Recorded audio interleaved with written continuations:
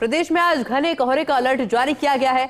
Western disturbance खत्म होने से सर्द उत्तरी हवाओं ने ठंड बढ़ा दी है। बीकानेर संभाग में कोहरे से आवाजाही काफी प्रभावित होती हुई नजर आ रही है। श्रीगंगानगर में कल 20.3 डिग्री तापमान के साथ रहा सीजन का सबसे ठंडा दिन। फतेहपुर में 4 डिग्री सेल्सियस तापमान के साथ कल रही सबसे सर्द रात। शेखावाटी सहित दूसरे इलाकों में रात की सर्दी में बढ़ोतरी देखने को मिली है। श्रीगंगानगर, बीकानेर, हनुमानगढ़ में आज घने कोहरे का येलो अलर्ट भी जारी किया गया है।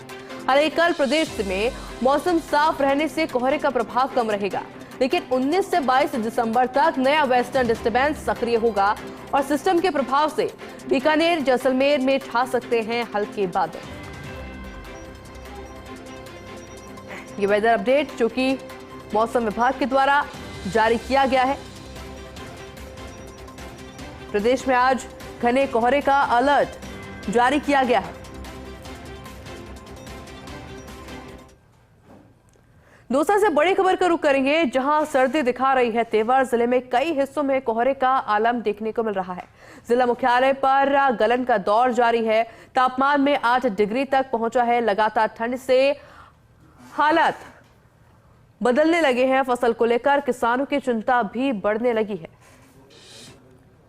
मेरे साथ में सहयोगी लक्ष्मीकांत दौसा से लाइव जुड़ गए हैं। Laxmikant, good morning. किस तरह की सर्दी वहां पर पड़ रही है और किसानों के लिए क्यों चिंता का विषय?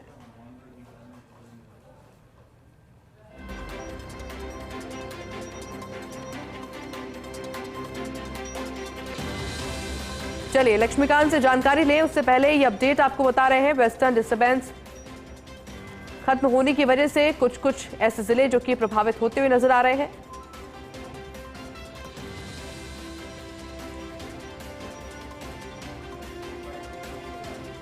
मेरे साथ में सहयोगी देवयानी जयपुर से लाइव जुड़ गई है।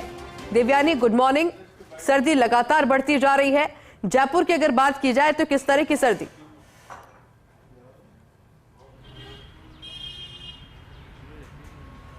जी बिल्कुल, गुड मॉर्निंग आयुषी। इस वक्त हम लोग जवाहर सर्कल पार्क में मौजूद है, जहां पर लोग अपने दिन की शुरुआत कर चुके हैं। हालांकि अगर ठंड की बात करें तो जयपुर में सुबह और शाम में तो अच्छी खासी ठंड पड़ रही है, जब लोगों को मफलर की, स्वेटर्स की, स्कार्फ की सहायता लेकर अपने आप को बचाव का प्रयास कर रहे हैं। हालांकि अगर दिन की बात करें तो दिन में तेज़ धूप के कारण उतनी ठंड महसूस नहीं होती है जितनी दिसंबर की, आज 17 दिसंबर हो चुकी है, कि इस तारीख को इतनी ठंड महसूस हो। हालांकि अगर बात करें तो जो न्यूनतम तापमान है जयपुर शहर का वो 11 डिग्री तक पहुंच जाता है। अभी भी अगर तापमान की बात करें तो वो 11 डिग्री है, जो धीरे धीरे बढ़कर 20 से 22 डिग्री तक पहुंच जाता है। इस वक्त हम लोग जवाहर सर्कल पर मौजूद है और आप देख सकते हैं कि बहुत सारे लोग यहाँ पर वॉक करने आए हैं। तो हम उनसे भी कुछ बात करेंगे बात करते हैं कि सर, आप वॉक करने आए हैं, ठंड भी बढ़ रही है, तो किस तरह से ये आपके दिनचर्या पे प्रभावित होती है? नहीं, प्रभावित तो नहीं है, अभी तो अच्छा लग रहा है। ठंड भी अब लगातार बढ़ रही है, हालांकि दिन में उतनी ठंड महसूस नहीं हो रही है, तो किस तरीके से आप अपने आप को एक्टिव रखते हैं इस ठंड में? नहीं, एक्टिव में अपने आप में हो तो मन के ऊपर है। अपने मन में अगर अच्छा मन रखोगे तो उस हिसाब से हो जाएगा सर। तो आप देख सकते हैं कि लोग वॉक करने के लिए रेगुलरली आ रहे हैं, चाहे ठंड हो, ज़्यादा ठंड भी उन्हें ज़्यादा प्रभावित नहीं कर रही है। वो लगातार वॉक के लिए आ रहे हैं, अपने आप को फिट रखने के लिए जो है वो लगातार मेहनत कर रहे हैं। हालांकि जो राजस्थान के अलग अलग ज़िले, हनुमानगढ़, बीकानेर में कोहरे की वजह से भी लोगों को विजिबिलिटी में काफ़ी परेशानी हो रही है। और भी हम लोगों से बात करेंगे। तो चलिए मैम, चलिए हम और भी लोगों से बात करते हैं यहाँ पर जो वॉक करने आए।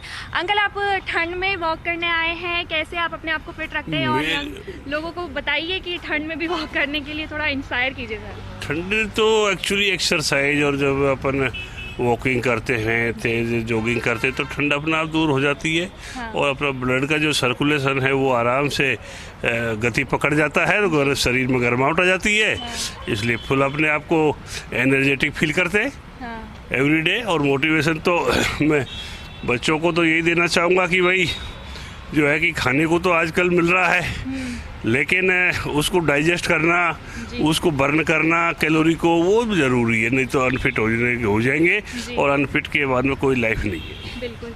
अच्छा, हम बात करेंगे बात यह है कि मोस्टली जो रिस्पॉन्स है आपको इसी तरह के देखने को मिलेंगे क्योंकि इस समय जो तापमान है वो 10 डिग्री है, लेकिन इसके बावजूद जो मैं भीड़ देख पा रही हूँ आपके पीछे, लगातार जो लोगों की आवाजाही हो रही है उसमें कोई कमी नजर नहीं आ रही। देवयानी, मैं लौटूंगी आपके पास में, लेकिन लक्ष्मीकांत मेरे सहयोगी रोहता से जुड़ गए हैं। लक्ष्मीकांत, इस वक्त कहाँ आपकी मौजूदगी है और दौसा में ठंड के क्या हाल?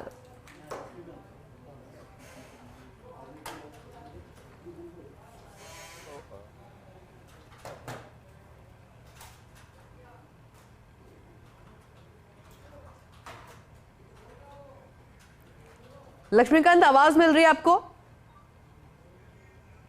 बिल्कुल, आपकी आवाज मुझे मिल रही है। ग्रामीण अंचल में जैसे बात करते हैं तो ग्रामीण अंचल में 2 दिन पहले जो पाला पड़ना जिसको कहते हैं, पाला यहाँ पर पड़ा है।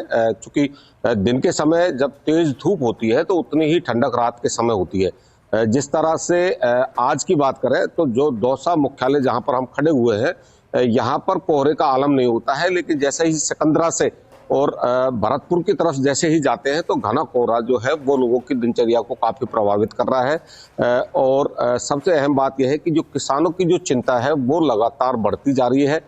वजह यह है कि यदि पाला पड़ता है तो यहाँ पर फसल खराबी की जो संभावना है वो बहुत ज़्यादा बढ़ जाती है। हालांकि लगातार उनको इस तरह के सजेशंस भी दिए जाते हैं कि भाई वो फसल को बचाने के लिए प्रयास करें, लेकिन जो अब सर्दी का जो स्वरूप दौसा में बात करें तो इस तरह का है कि सूखी सर्दी इसको कह सकते हैं।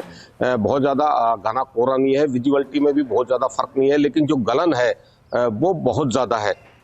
और दौसा के तापमान की बात करें तो 2 दिन पहले तापमान जो है वो 5 और 6 के आसपास था, लेकिन जो लगातार 2 दिन में तापमान में वृद्धि हुई है। और आज की बात करें तो 8 और 9 के बीच में है। ग्रामीण अंचल में तापमान जो है वो 8 के बीच में है और दौसा मुख्यालय पर 9 डिग्री टेम्परेचर आया है। तो निश्चित रूप से इसको सर्दी का प्रभाव कहा जा सकता है, क्योंकि सबसे ज़्यादा जो असर आता है तापमान का वो दिसंबर एंड में आता है और दिसंबर एंड की शुरुआत होने वाली है। और ये जो तापमान है वो दौसा में 5 और 4 डिग्री चला जाता है, जिससे फसल पर काफ़ी प्रभाव पड़ता है। आम जो दिनचर्या है वो तो प्रभावित होती ही है, लेकिन किसानों की जो चिंता है वो बहुत ज़्यादा इस चीज़ को लेकर के बढ़ जाती है कि फसल खराबे की संभावना जो है वो बहुत हो सकती है। जी बिल्कुल लक्ष्मीकांत, आपसे मैं जानकारी लूंगी मौसम को लेकर। आगे भी मेरे साथ मेरे सहयोगी विनोद धौलपुर से जुड़ गए हैं। विनोद, सुप्रभात, गुड मॉर्निंग। धौलपुर की बात की जाए तो किस तरह का मौसम फिलहाल धौलपुर में देखने को मिल रहा है?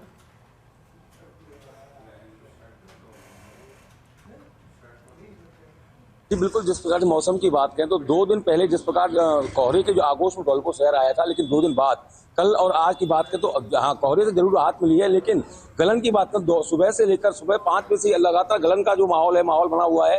हर साल की बात करें, हर साल दिसंबर का जो माह होता था उसमें धौलपुर जिले में कोहरे की आगोश में पूरा जिला रहता था, लेकिन इस बार सर्दी का जब से सर्दी शुरू हुई है जब से लेकर अभी तक मात्र 2 दिन ऐसे आए हैं जिसमें कोहरा पड़ा है। लेकिन सूखी सर्दी जिसको कहते हैं, सुबह और शाम की सर्दी होती है जिसको बोलते हैं, कहीं ना कहीं माना जाता है कि सुबह शाम जो गलन भरी सर्दी पड़ती है वो इस समय अपने चरम पर है। इसके अलावा दिन में जो तेज धूप होती है उसमें कई लोगों को धूप भी तलक होती है तो धूप भी सहन नहीं होती है। तो ऐसा जो मौसम है बताते हैं कि ऐसा मौसम चिकित्सक बताते हैं कि बच्चों के लिए और बुजुर्गों के लिए काफी खराब रहता है कि दिन में तेज धूप होती है, वहीं सुबह शाम को सर्दी तलक सर्दी होती है वो सर्दी मौसम के हिसाब से लोगों के लिए कभी कभी बीमारी का सबब बन जाती है। वहीं इस मौसम की बात है, मौसम जो गलन भरी सर्दी हो रही है तो कहीं ना कहीं किसान जरूर इसको लेकर काफी खुश हैं, क्योंकि इस समय जो मौसम है सरसों की फसल के लिए, गेहूं की और चने की फसल के लिए कहीं ना कहीं लाभप्रद माना जा रहा है, लेकिन कोहरे से जरूर राहत इस बार मिल रही है। जी बिल्कुल विनोद, जिस तरह का मौसम देखने को मिल रहा है जाहिर सी बात है कि जो मौसमी बीमारियां है उससे बढ़ती हुई नजर आएगी। मेरे तमाम सहयोगी मेरे साथ जुड़े थे। देवयानी मेरे साथ जयपुर से जुड़ी, दौसा से लक्ष्मीकांत जुड़े और विनोद जुड़े धौलपुर से।